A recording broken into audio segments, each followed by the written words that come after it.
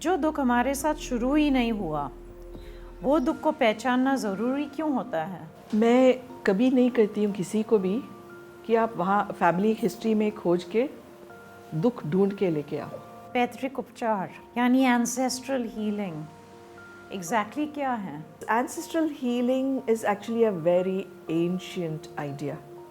One of the most enduring ideas, I would say, across time. तो अगर कुछ खराब हुआ हो, let's say 5 generations ago, 5 generations later, हम पे असर पड़ सकता है? You know, very interesting question, Nawaz, and you'll have to bear with my scientific response to this.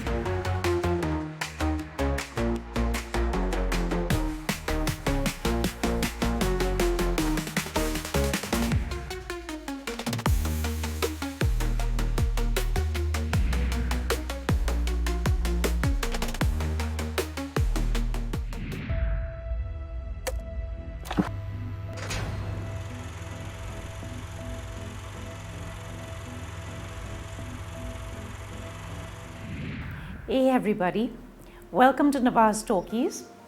Our effort in our show has always been to bring you face to face with high achievers from different walks of life. Celebrities from show business to wellness to spirituality. Like today, we meet Anuradha, also known as Usha, who is the founder of Sacred Paths, a center for well-being and healing in Hyderabad, India, and Mishkat, Dubai, UAE. She'll be enlightening us with a very mystical and scientific study on ancestral healing, which will be spanning 2 parts. So let's get started with part 1 of ancestral healing with Anuradha. Welcome Anuradha to Nawaz Talkies. Very excited to have you on with us. आपके बारे में आप हमको कुछ बताएंगे? Your background, why you got into this, how you got into this? Yeah, and probably this will be the first time I'm talking about it in a platform. It's nothing very mystical or mysterious. I think it was a very ordinary life, and like it happens with everyone else, at one point in my life, I reached a dead end, and I realized I had more questions and very few answers to why I was the way I was, why I felt the way I felt. And something in me got activated, I like to think, in retrospect, that put me on this search that I am very sure life was meant to be more than suffering and pain. That conviction just kind of got planted in my mind. And then I just started to seek. Fortunately for me, I would say, at times I used to think it was unfortunate that I didn't have any school of wisdom or any guru or mentor who held my hand and helped me walk. Today I would like to say that it was a blessing because I know how to do that on my own. And you find your own path rather than following another which is already there. Which is prescribed. So very often when it comes from a certain space of authority, it doesn't cross our mind to examine it or question it. Whereas for me, the way it turned out, I had to find it for myself.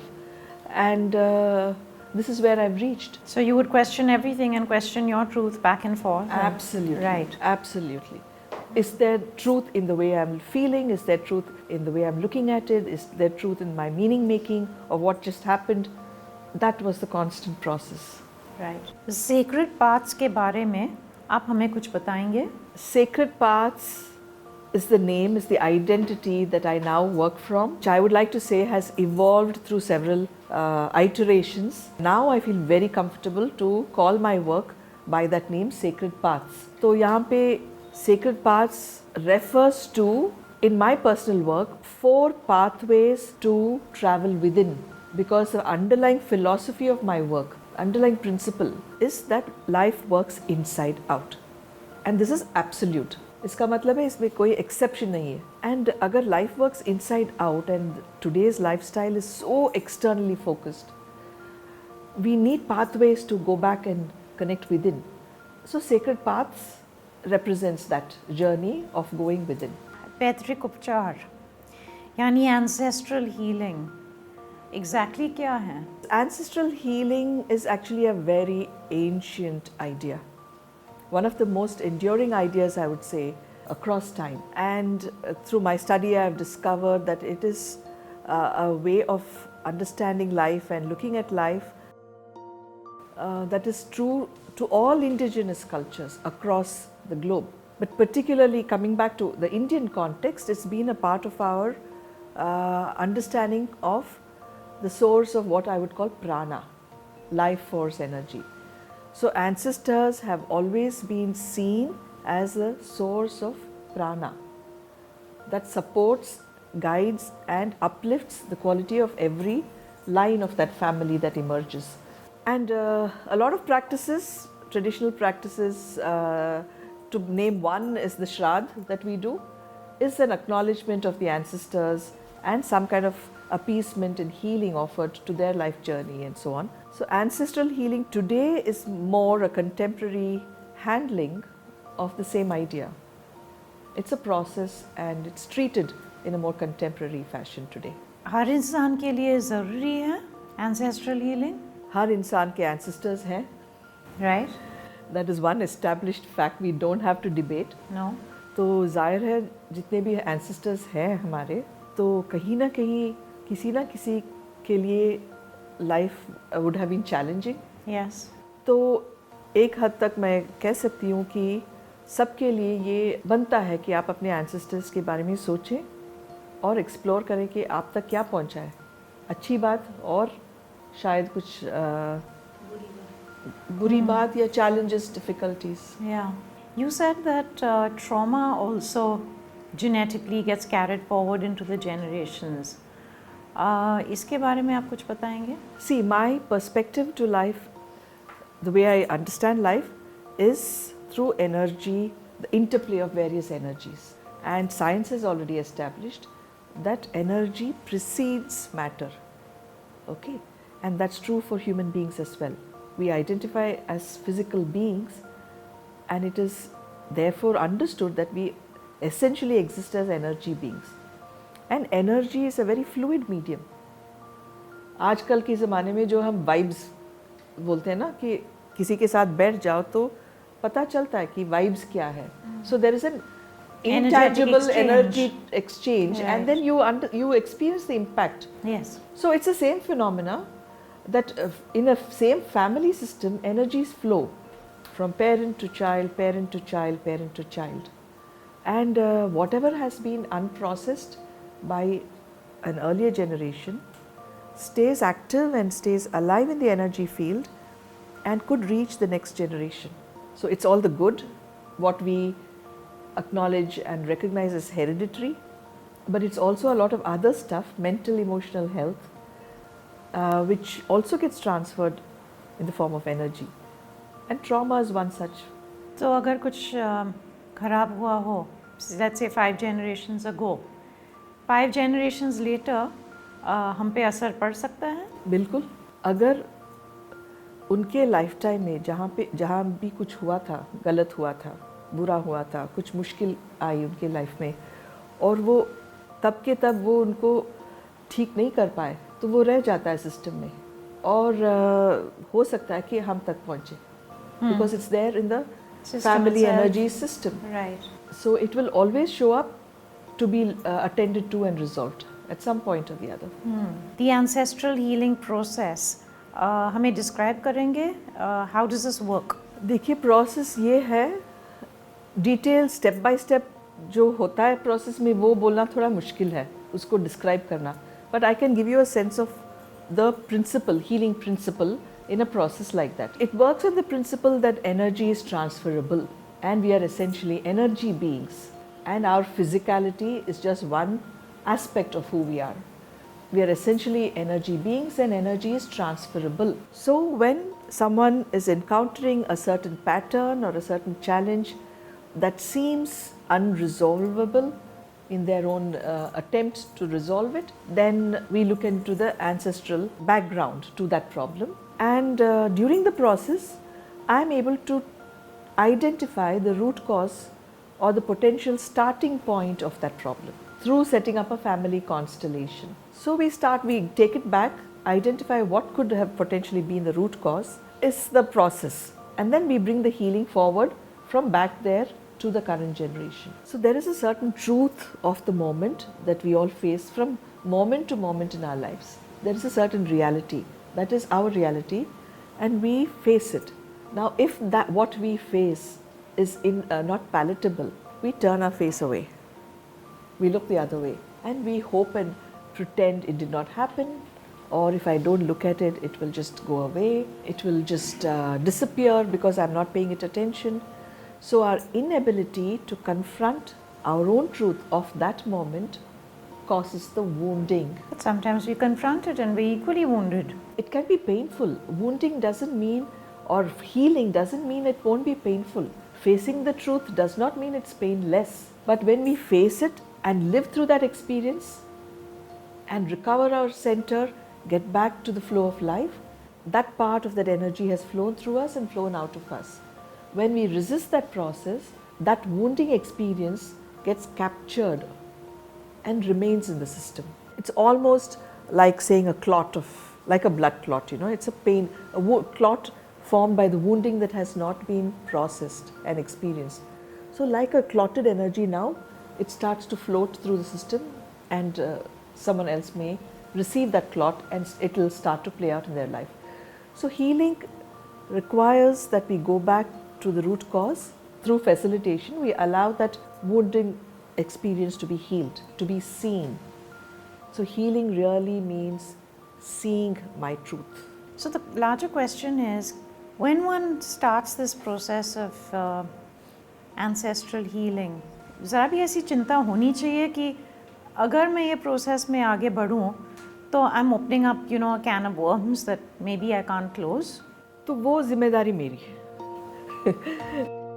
Because that's the whole point of facilitating a process like that, that we need to work with someone. I'm not the only one, I'm not claiming to be the only one, but we need to work with a facilitator who is able to bring a closure through the process itself and not leave any open ends. So Anuradha, there are many spirits that after their human life is over, they are caught in the elements, they're trapped in the elements, they're not really able to move forward, maybe because of some traumatic death or something which was majorly unfair, something that happened really tragic, some murder, some whatever. They're trapped in the elements and they're not freed, and they come around as ghosts and they're hauntings, etc., etc. You might be healing some of those people or spirits as ancestors now in your process of work. So does that mean that while these ancestors that you might be healing in this process, who are also roaming the earth in a different spiritual form, suddenly maybe get healed and don't find the need to roam the earth anymore, and hauntings, sightings, things that trouble so many of us in the course of life actually dissipate? Does that happen? Very interesting question, Nawaz, and you'll have to bear with my scientific response to this. Yeah. So my way of engaging with life is through, like I said, interplay of energies. Now, the two fundamental qualities that come to mind the moment you say the word energy is frequency and wavelength. Okay? So there are bandwidths of energy through the process of becoming matter. So there are several layers of energies where they don't come together and hold together, that we call as physical. Because the vibrational frequency is very high, that cannot be held together to form matter. So the human form is that frequency in which all of us are vibrating, our energy fields are vibrating, where it is recognizable as matter, physical.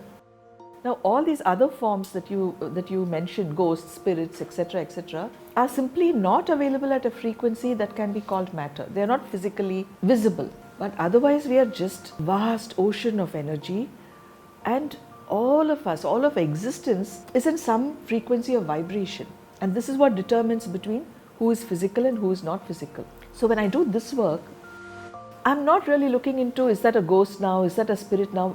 Consciousness, I'm introducing a new word, consciousness. So consciousness exists everywhere and energies exist everywhere. So those who don't appear to us physically does not mean they cease to exist in this bandwidth which is physical in nature. So I'm not really looking into whether it's a ghost or a spirit or where they are or how they are. I'm engaging with the energy field of that particular individual who once lived as a human, and there is a certain quality of energy that was trapped in that human being, and from that energy field it has moved into the family energy field. So when I'm tracing it back, it'll go back to wherever it belongs. Honestly, in my process, I'm not looking at it as, oh, is that a ghost? Is that a spirit? Are they trapped? Have they been released? We don't know that. I would like to believe that the trauma that kept them attached to this family system, to some extent, they would be freed from it. Is that making, are you able to? My mind is buzzed in a variety of different directions. I'll speak my thoughts once you're done. Yeah. So, are we freeing the spirit from some kind of an entrapment through this process? Possibly. Are they still roaming these spheres, this dimension, and have not found, journeyed onwards? Maybe. But it's not for me to say with any kind of definitiveness that yes, I have released a spirit that was not free to leave. I am unable to say it like that, in those words. I just came back from England. I'm fascinated by history. Most of their castles out there, like even most of our Indian castles and palaces, are all haunted. Why? Because they've got such incredible history of, centuries out there of murder, plots, execution, cruelty, wars, that there have to be. There's so much of a churning of, cruelty in human nature. Young princes have been killed and all sorts of things have happened. That often those sort of sightings will be, recorded. And I wonder why. Just get rid of it. Just get rid of them. Help them. They're just souls like us, but without a body. And they're trapped in the elements. They're unhappy. They're not able to do, forget the ancestral healing. They're not able to do their own soul or whatever they call it, their healing. And they're just stuck. Help them move on. Help them release. Yes, it's possible. Did you know, I didn't even know till quite recently, there are people who are looking for the most haunted hotels and the most haunted places. Did you know that? Yeah. Okay, I did not know that. And that's quite an attraction. And what a weird way to be, but there we are. Glad you're bringing it up, because there's a lot of drama that is built around these ideas. And we have whole genres of books and movies that are created around this idea. But it's actually can be broken down or unpacked to very straightforward energy terms, which is for me science. Like I earlier said, we are operating at a certain bandwidth which our physical eyes are able to capture, what we call as visible light. Hence we appear physical to each other. But when we talk about an energy field, there are so many more layers to our own energy field that the eye cannot catch. So there's a lot more that is unseen and very less in comparison that is visible and that can be captured by the human eye. Okay? So that's science, pure science. Now these beings, these ghosts and hauntings, like you rightly said, maybe because of the nature of experience they've had, they've been trapped in a field of intense fear, okay? Especially when you talk about the horrific incidents that happen in palaces. Now, fear is a very heavy energy. So, energy finds its own depth, like we say normally. So, even though the human body, at the body level, they no longer exist, the fear being a very heavy energy tends to sink to this level. So, they don't have a body, but they have not moved on, because the energy that they have died with is very heavy, okay? Pain, anguish, tears, fears, all of that. So obviously in places where such incidents have occurred, the chances of finding such energy bodies is higher. And yes, they can be helped. Like you rightly said, they need help to move on. They need help to heal and be released from this fear, so that the higher levels of their own consciousness is able to move away from this earthly dimension and move to wherever their journey takes them, etc. But not only the spaces, even the energies themselves that The you only may way be calling for people in your healings itself might be doing just enough to get rid of them from the sites of hauntings. Absolutely. If we look at that possibility that that energy has not been able to move on because of this, through one of the healings that happens, if that is the reality of that particular ancestor, then yes, they will be freed from it, because they have dropped that heavy burden of guilt, shame and fear, which are the heaviest and the most debilitating forms of energy, forms of emotion that we can hold. So what you're suggesting is very possible. What happens is, who's going to come and ask? And I can share a very interesting story of my own, based on what you said. There was this lady from Chicago, I think, who happened to be traveling in India, speaking somewhere on a public platform. Later on she said, can I come and see you in person? And then she came and we spoke. And she explained a very interesting phenomena. She says, for the last 5 years, every time I go to sleep, halfway through my sleep, someone holds me from my back, lifts me up from my back and starts to spin me around the room. And this has been happening for 5 years. And she's awake? Over 5 years, she's now just patiently waits for it to stop and she goes back to sleep. So she's awake? She's aware, she's awake. And she says, if I change places, then whatever the walls of the new room are, that's what I see as I'm being spun around. And when it started, of course, she was incredibly afraid. And now she's just gotten used to it. And when she heard me speak, she thought she could come and check with me on what this could be about, etc. So I said, okay, let's take care of this. Wow, it took her 5 years. It would have taken me one night. I would have knocked at every possible door and thrown her. Yeah, she might have tried. Oh my God. Yeah. She might have tried, but it didn't work. Yeah, it didn't work, and maybe, then she might have tried. So I did work with her on this. And this is nothing to do with ancestral healing, but just responding to your particular question. So when I worked with her on this, I took her back and she said it all started off one night when I was in the middle of a dream. We went back to the dream, and in that dream she remembers very vividly that it was a dark night, very no street lamps, etc. And then right at the distance she saw a little girl carrying a whole bunch of red roses. And that girl started to walk towards her in her dream. As she was approaching her, in her dream, she saw these evil-looking, shadowy figures coming out of the darkness and approaching this girl, obviously with not good intentions. And it came really up close in her dream, where the girl was in focus and all these shadowy figures were kind of approaching her and grabbing her, kind of a thing. And the girl, interestingly, was holding these red roses. And the next instant, the spinning began. And from that day on, she's being spun around for the last 5 years. So this was her story. So we went back to the dream and I told her to call that girl back. She said, she couldn't understand. I said, no, that girl is trying to say something to you. She knows the girl? She doesn't know. No, it was just a dream. She didn't know who that girl was. Anyway, we processed it and we healed. To cut a long story short, what we arrived at was that girl was trapped in whatever the experience of that night was for her. She probably lost her life. That girl herself was spinning this lady around? That was her experience. Ah. And she probably went through a horrible experience, which probably resulted in her death in that moment, but she was trapped in that very fearful, horrible experience. She was seeking help. And she managed to get connected to this person. And this was her way of saying, I need help.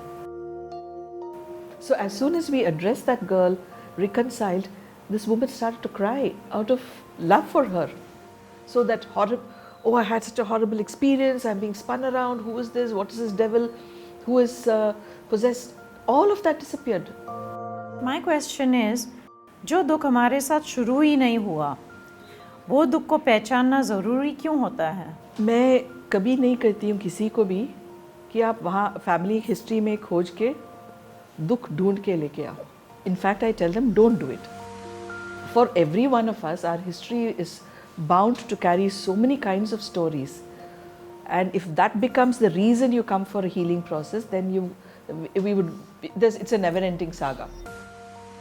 So you seek ancestral healing because in your own life, you're dealing either with a repetitive pattern or with a certain kind of challenge, which even though you've done your best to resolve it, it's not going away. So what are the signs that someone's struggles might be rooted in ancestral wounds rather than just personal wounds or personal issues? Fantastic question, very important to address this.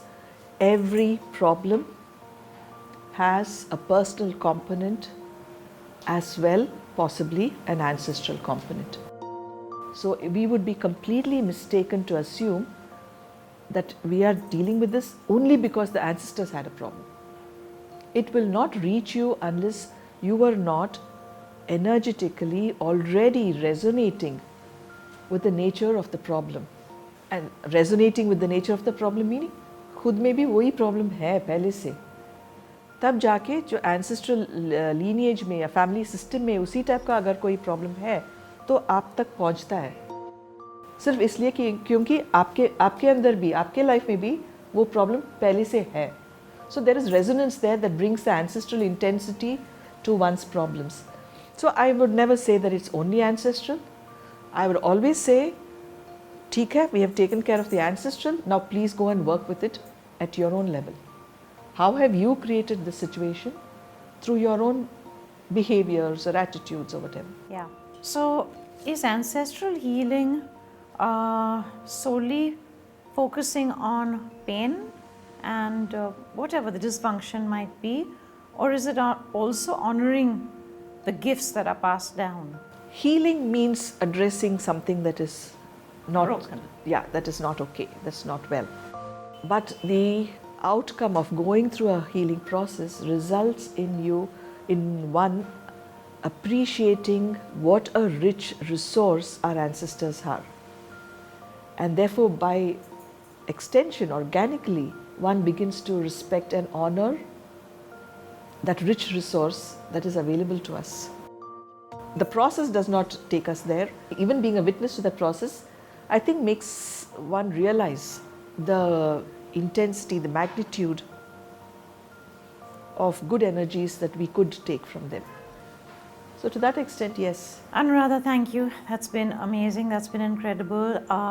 We've learned a lot. I am sure a lot of people, a lot of our viewers have not heard of these things prior, and I'm sure a lot of it resonates with people because everyone has issues in their lives that they can't really seem to find an answer for. I really appreciate the extensive research you've done to come up with these questions, Nawaz. I think between us, you've mined quite nicely the whole field of ancestral healing. Thank you. It's a pleasure to be here with you. Thank you.